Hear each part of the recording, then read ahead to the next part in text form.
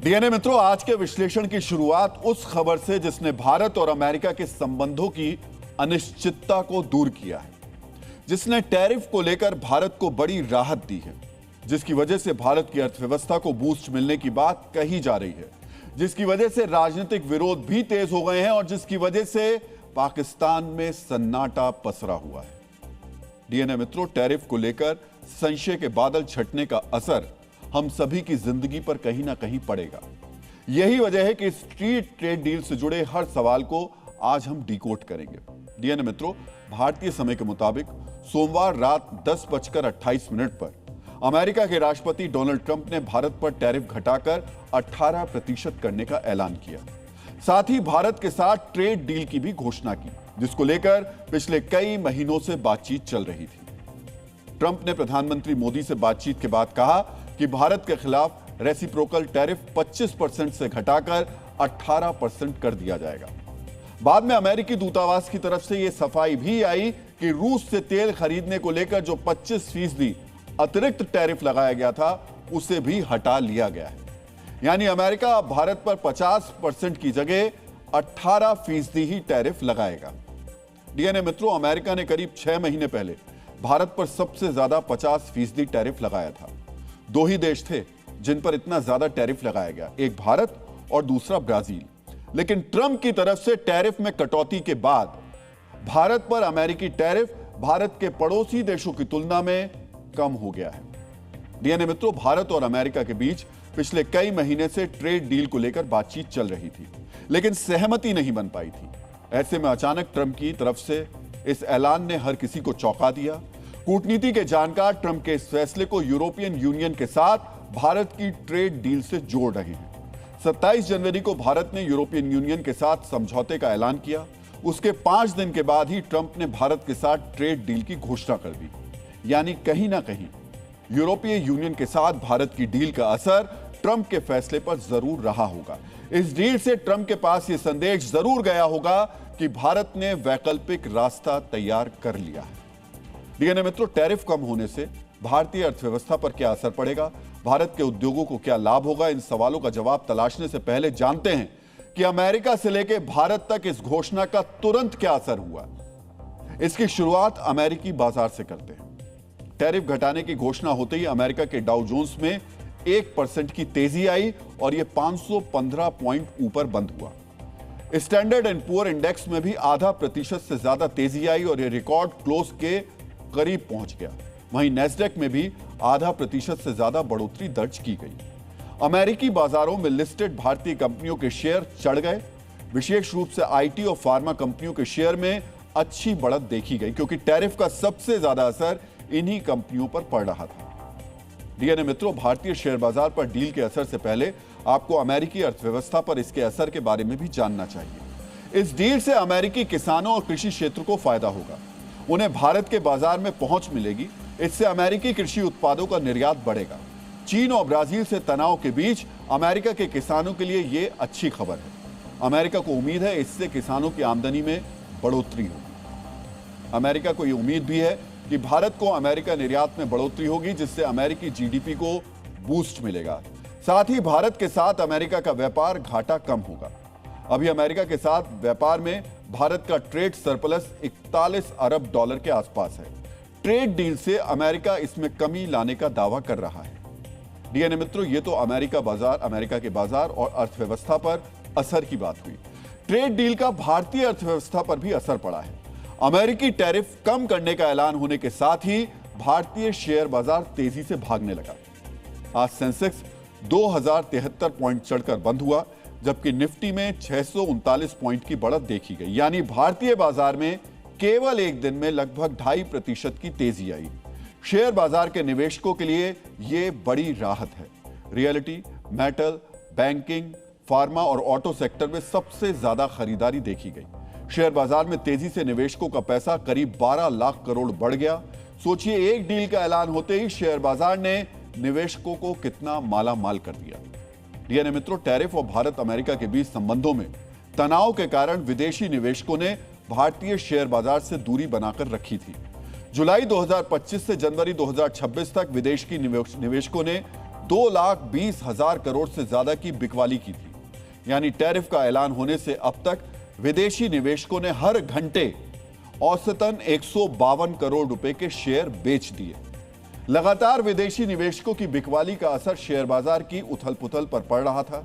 बाजार के जानकारों के मुताबिक भारत अमेरिका के बीच ट्रेड डील पर बात बनने से शेयर बाजार को मजबूती मिलेगी।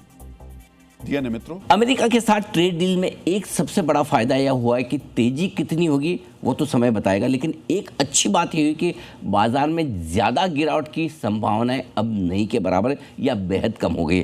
करेंसी मार्केट में रुपए की कमजोरी पर ब्रेक लग गया है, कच्चा तेल फिर से नीचे की तरफ आता हुआ दिख रहा है। सो आई थिंक यहाँ पर इस लेवल पर बाजार में पॉजिटिव्स ज़्यादा हैं, नेगेटिव्स कम हैं। एफआईज की बिकवाली और कंपनियों की कमाई बढ़ना, ये दो छोटी चीज़ें ऐसी है जो आगे हमें देखनी है।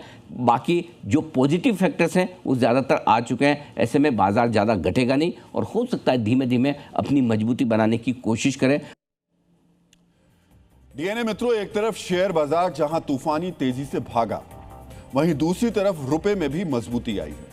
रुपया आज डॉलर की तुलना में लगभग 1.5% मजबूत हुआ। $1 का भाव 92 रुपए तक पहुंच गया था, जो आज 90 रुपए 26 पैसे पर बंद हुआ। दिसंबर 2018 के बाद एक दिन में यह रुपए की सबसे ज्यादा मजबूती है। यानी रुपए की मजबूती के मामले में 7 साल का रिकॉर्ड आज टूट गया।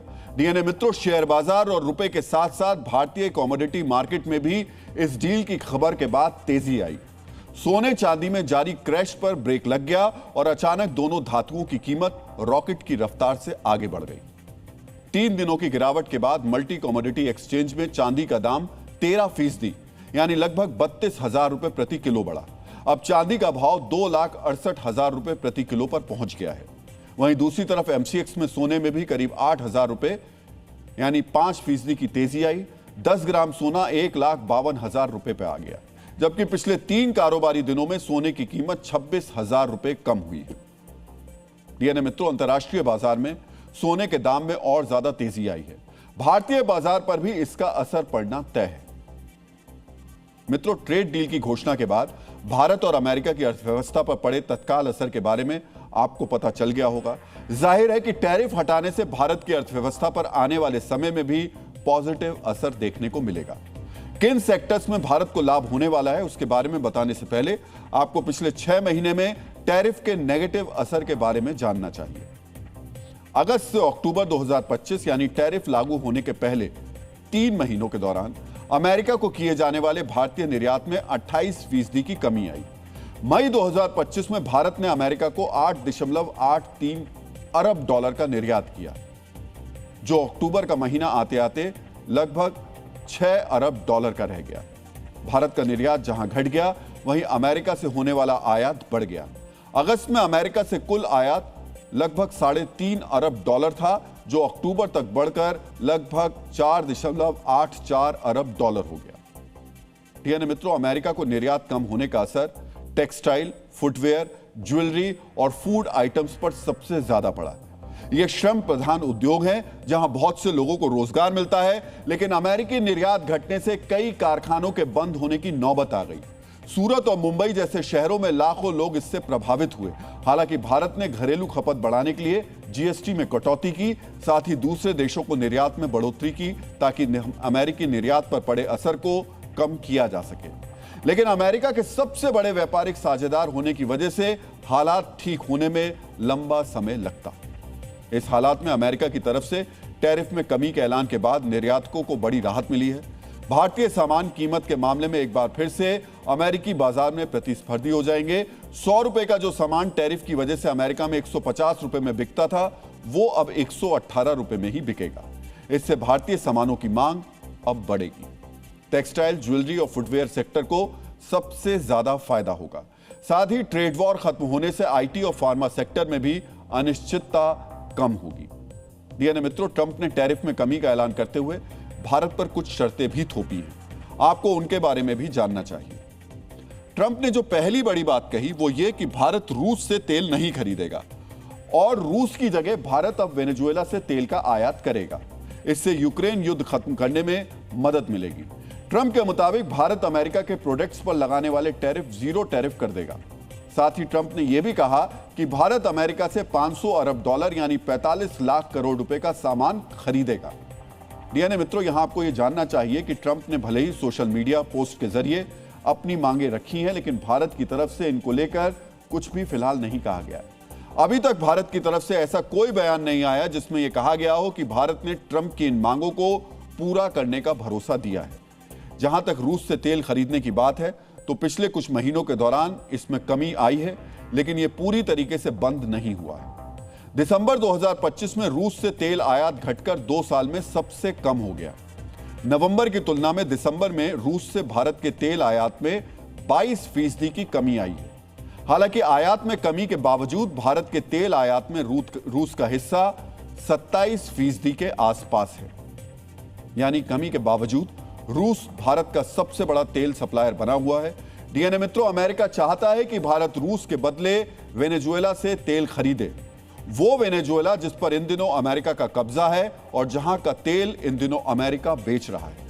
भारत की तरफ से इससे पर कोई सहमति नहीं जताई गई, लेकिन वेनेजुएला के तेल पर अमेरिकी प्रतिबंध से पहले तक भारत वहां से भी तेल का आयात करता था। आज आपको रूस और वेनेजुएला के तेल के बीच का अंतर भी जानना चाहिए। रूस का तेल भारत को पहले से 8 से 10 डॉलर के डिस्काउंट पर मिलता था, लेकिन हाल के दिनों में यह छूट घटकर 2 से 3 डॉलर प्रति बैरल रह गई है। वहीं वेनेजुएला का तेल फिलहाल 4 से 5 डॉलर प्रति बैरल डिस्काउंट पर मिल रहा है, लेकिन भारतीय कंपनियां चाहती हैं कि इसे और सस्ता किया जाए। वेनेजुएला का तेल फिलहाल रूस की तुलना में सस्ता तो है, लेकिन बहुत ज्यादा दूरी की वजह से लॉजिस्टिक का खर्चा बढ़ जाता है। यानी भारत को वेनेजुएला के तेल पर ज्यादा खर्च करना पड़ेगा। क्वालिटी की बात करें तो वेनेजुएला का तेल गाढ़ा होने की वजह से भारत की सरकारी रिफाइनरी के लिए इसे प्रोसेस करना मुश्किल है। यानी अगर वेनेजुएला के तेल पर ज्यादा डिस्काउंट नहीं मिला तो भारत का तेल आयात बिल बढ़ जाएगा। हालांकि ट्रंप की तरफ से ट्रेड डील की घोषणा के बाद रूस ने अपनी पहली प्रतिक्रिया में साफ कर दिया कि भारत के साथ उसका संबंध मजबूत बना रहेगा।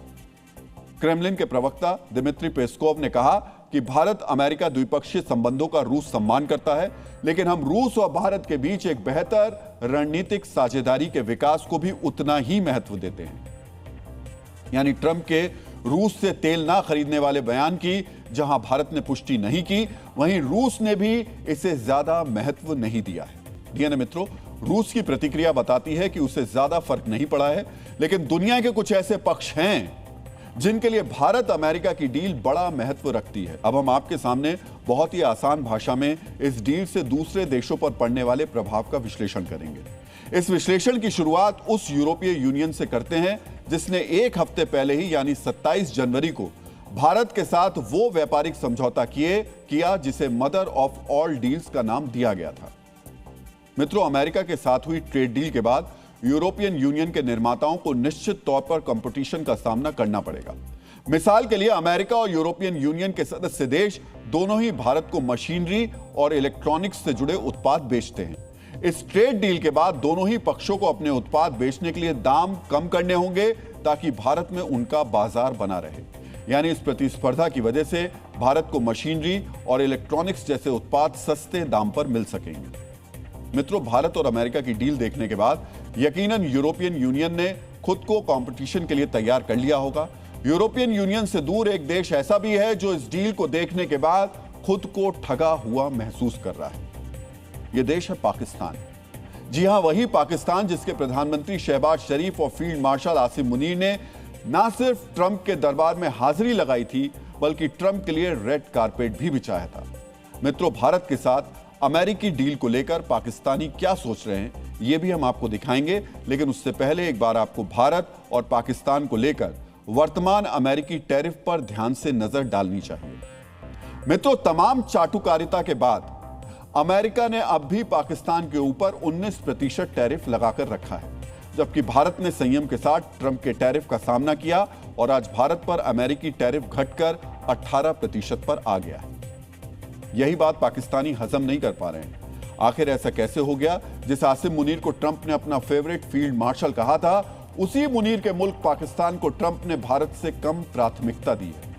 मित्रों, जब तक पाकिस्तान में कोई बड़ा बदलाव नहीं होता, तब तक ऐसी मजबूरी के साथ भारत की तरफ ताकते रहना मानो पाकिस्तानियों की नियति बन चुकी है। यहां आपको यह भी जानना चाहिए कि भारत और अमेरिका की इस डील से चीन भी परेशान होगा। मित्रों, आज भी चीन के कई उत्पादों पर अमेरिका ने 30 से लेकर 37% तक का टैरिफ लगाकर रखा है। कुछ उत्पादों पर तो 50% तक का टैरिफ है। ऐसे हालात में अमेरिका ने चीन में बने उत्पादों का विकल्प भारत को बना सकता है, क्योंकि टैरिफ कम होने से न सिर्फ भारतीय उत्पादकों को प्रोत्साहन मिलेगा, बल्कि अमेरिकी बाजार में भारतीय उत्पाद भी सस्ते दाम पर मिल पाएंगे। यानी मित्रों, ट्रेड डील को लेकर पाकिस्तान के लोग अपनी सरकार को कोस रहे हैं। वहीं भारत में इस पर राजनीति अपने चरम पर है। सरकार इसे अपनी बड़ी कामयाबी बता रही है। वहीं विपक्ष आरोप लगा रहा है कि सरकार ने दबाव में यह समझौता किया। विपक्ष की आपत्तियों के बारे में जानने से पहले आपको पता होना चाहिए कि सत्ता पक्ष समझौते के बाद क्या कह रहा है। यानी मित्रों, अमेरिका के साथ भारत की ट्रेड डील को लेकर एनडीए संसदीय दल की बैठक में प्रधानमंत्री मोदी का भव्य स्वागत हुआ।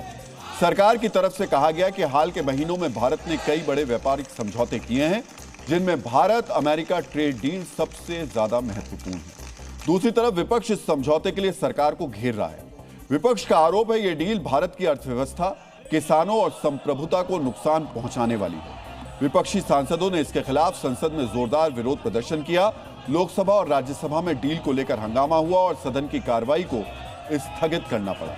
आपको डील को लेकर विपक्ष की आपत्तियों के बारे में भी जानना चाहिए। विपक्ष की पहली आपत्ति यह है कि समझौते का ऐलान अमेरिका की तरफ से क्यों किया गया। विपक्ष का यह भी आरोप है कि डील से किसानों और कृषि क्षेत्र पर नकारात्मक प्रभाव पड़ेगा। अमेरिका कृषि उत्पादों पर आयात शुल्क शून्य करने से भारतीय बाजार में सस्ते अमेरिकी सामानों की बाढ़ आ जाएगी, जिससे घरेलू किसान बर्बाद हो जाएंगे।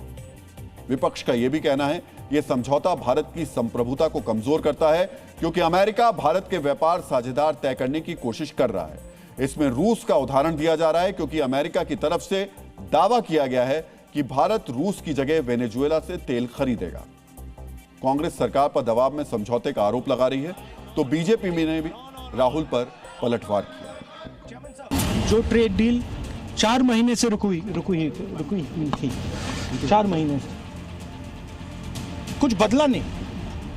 किसी न किसी कारण नरेंद्र मोदी जी ने कल शाम उस डील को साइन कर दिया। नरेंद्र मोदी जी पर प्रेशर है। मेन बात यह है कि हमारे प्रधानमंत्री को कॉम्प्रोमाइज कर दिया गया है। मैं घोर निंदा करता हूं राहुल गांधी जी की। झूठ और फरेब के नाम पे वो लोगों को गुमराह करना चाहते हैं। उनको देश की तरक्की से कोई लेना देना नहीं। देश आगे बढ़ रहा है, विश्व की सबसे तेज गति से बढ़ने वाली अर्थव्यवस्था बना है। राहुल गांधी जी एक नकारात्मक सोच के प्रतीक है। एक तरफ अमेरिका भारत ट्रेड डील पर तकरार है, तो दूसरी तरफ चीन का मामला है। सरकार की विदेश नीति को लेकर राहुल गांधी 2 दिनों से सवाल उठा रहे हैं। राहुल के बयान पर संसद में हंगामा हो रहा है। आज जब राहुल गांधी ने बोलना शुरू किया तो फिर से चीन का ही जिक्र किया। इस पर हंगामा शुरू हो गया। 3 बार संसद को स्थगित किया गया। सांसदों को निलंबित भी कर दिया गया। इसके बाद विपक्ष का विरोध और तेज हो गया।